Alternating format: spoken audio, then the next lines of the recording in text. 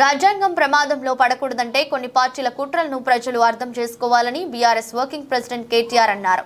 ప్రజలంతా అంబేద్కర్ ఆలోచనలు, ఆశయాల కోసం కలిసి పనిచేయాలని పిలుపునిచ్చారు. ఆ మహానీయుని ఆశయాల దిశగా అందరం ముందుకు సాగుదామన్నారు. తెలంగాణ భవన్లో అంబేద్కర్ జయంతి వేడుకలను ఘనంగా నిర్వహించారు. ఈ సందర్భంగా రాజ్యాంగ నిర్మాతకు కేసీఆర్ ఘనంగా నివాళులర్పించారు. అనంతరం మాట్లాడుతూ అంబేద్కర్ బోధించు, సమీకరించు, పోరాడు అనే స్ఫూర్తితోనే లక్షలాది మందిని సమీకరిస్తూ 14 ఏళ్ల పాటు తెలంగాణ పోరాటాన్ని కేసీఆర్ నాయకత్వంలో కొనసాగించామని, ప్రజా పోరాటంతోనే రాష్ట్రాన్ని సాధించుకున్నామన్నారు. సాధించుకున్న తెలంగాణలో ప్రజల ఆశీర్వాదంతో అంబేద్కర్ ఆశయాల ఆలోచనల మేరకు 10 ఏళ్లు తమ ప్రభుత్వం పనిచేసిందని చెప్పారు.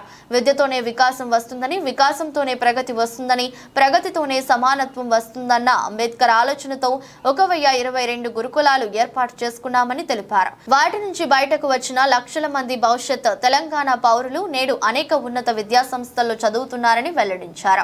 వీరంతా జీవితంలో పైకి వచ్చినప్పుడు సమాజంలో అసమానతలు తొలగిపోతాయన్నారు. గురుకులాల్లో చదువుకున్న పిల్లలు అంబేద్కర్ ఆశయాలను నెరవేరుస్తున్నారని చెప్పారు. తెలంగాణలో కేసీఆర్ గారి నాయకత్వంలో ఈ 1022 గురుకుల అద్భుతమైన భవిష్యత్తు సంబంధించి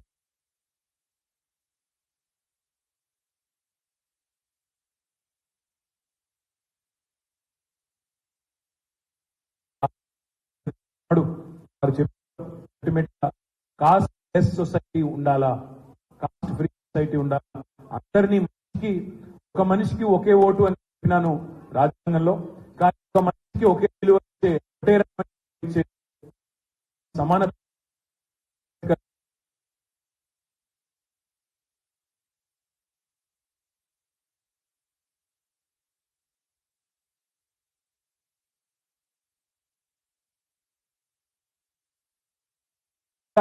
తెలంగాణ రాష్ట్ర పరిపాలనకు కేంద్ర బిందువైన సెక్రటేరియట్ కు డాక్టర్ బాబాసాహెబ్ అంబేద్కర్ పేరు పెట్టిన అది ఒక్క కేసీఆర్ గారి వల్లనే సాధ్యమైందనే మాట కూడా నేను గుర్తు చేస్తా ఉన్నా. దాంతో పాటు ఈ దేశంలో అంబేద్కర్ గారు అంటే కేవలం దళితులకు సంబంధించిన నాయకుడే కాదు, కేవలం బడుగు బలహీన వర్గాలకు సంబంధించిన నాయకుడే కాదు, మహాత్మా గాంధీతో తప్పకుండా పోల్చి సరిసమానమైన స్థాయి కలిగిన నాయకుడు అంబేద్కర్ గారు. అందుకే అంతటి ఘనమైన నివాళిని ఆ రోజు కేసీఆర్ గారి నాయకత్వంలో మనం శాసనసభలో అందించుకున్నాం. వారి 125 ఫీట్ల విగ్రహం పెట్టుకున్నాం. ఇది విగ్రహం కాదు, ఇది విప్లవం అనే మాట అన్నాడు కేసీఆర్ గారు మాట్లాడినారు. తప్పకుండా ఇవాళ మళ్ళొక్కసారి 133వ జయంతి నాడు మనందరం కూడా గుర్తుంచుకోవాల్సింది ఒకటే, దళిత బంధు లాంటి దమ్మున్న పథకం పెట్టినా లేదా బలహీన వర్గాల కోసం చిత్తశుద్ధితో, నిబద్ధతతో, రాజకీయ ప్రయోజనాలతో నిమిత్తం లేకుండా రాజకీయంగా నష్టం జరిగినా లాభం జరిగినా మరి అధికారం ఉన్నప్పుడు, అవకాశం ఉన్నప్పుడు తప్పకుండా అందరి మంచి కోసం, సమానత్వం కోసం పాటుపడాలనే ఒక ఆలోచన ఏదైతే కేసీఆర్ గారు చేసినారో ఆ ఆలోచన ద్వారా ఆ అంబేద్కర్ గారి బాటలో అందరం కూడా ముందుకు సాగుదాం.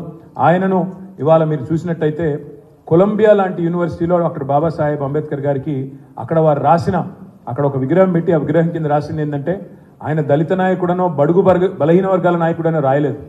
Is one of the founding fathers of modern India.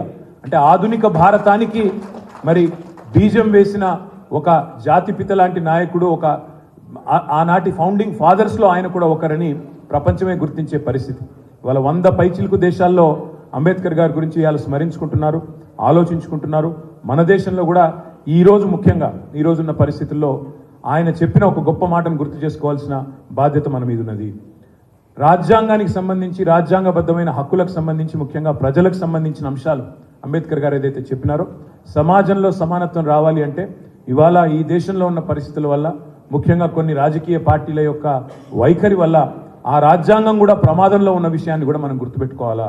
ఆ రాజ్యాంగం ప్రమాదంలో పడకూడదు. అంబేద్కర్ గారి ఆలోచన ధారకు అనుగుణంగా ఈ దేశంలోని అన్ని కులాలు, అన్ని మతాలు, అన్ని వర్గాలు కలిసి మెలిసి ముందుకు పోవాలి అంటే తప్పకుండా మనందరం కూడా వారి ఆశయం కోసం పాటుపడడమే వారికి అర్పించే నిజమైన నివాళి అవుతుందని మరి మీ అందరికి కూడా విజ్ఞప్తి చేస్తూ, ఈరోజు ఎంతో మందికి పెద్దలకు జిల్లాల్లో కార్యక్రమాలు ఉన్నాయి, నియోజకవర్గాల్లో కార్యక్రమాలు ఉన్నాయి. అయినప్పటికీ వాళ్ళ పార్టీ కేంద్ర కార్యాలయానికి విచ్చేసి మీరందరూ కూడా పాల్గొన్నందుకు హృదయపూర్వకంగా మీ అందరు కూడా ధన్యవాదాలు తెలియజేస్తూ జై భీమ్, జై తెలంగాణ. ఒక నిమిషం జరగండి ప్లీజ్.